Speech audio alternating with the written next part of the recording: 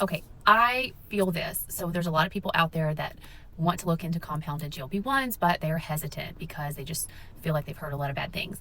So my own husband was in this situation and we didn't have insurance coverage because oddly enough, even if you work in healthcare, you may not have good healthcare insurance. And this was before Lily even had a program for medication. And so we chose to go the compounded route.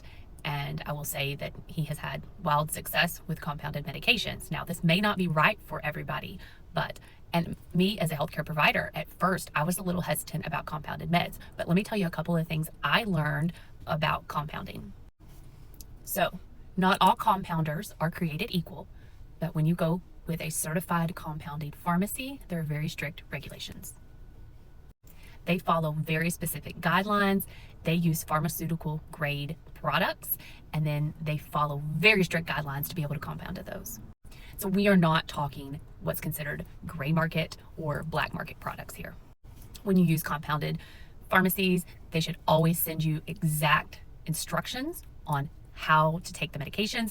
They should always be pre-mixed, so you should not be having to mix the medications yourself. This is where I see all the errors go wrong with people that are having to mix the medications up themselves. You should never, ever, ever have to do that. And the compounded medications are definitely a cost savings over the brands. It's not cheap still, but definitely a cost savings. And it does get better over time because, especially with the company that I usually work with, they offer a loyalty discount. So every month you fill your medications, you get a more and more of a discount. So the information about that is I actually have it linked over here in my bio. So you can go over there and click on it and see about getting those medications. But I will say that compounded does not always mean cheap. Cheap is not always better, especially when we're looking at medicine we're putting in our body. But I feel you. As a provider, I was a little worried, I guess, about compounds in the beginning, but they have turned out to be a very viable option for people who do not have good coverage.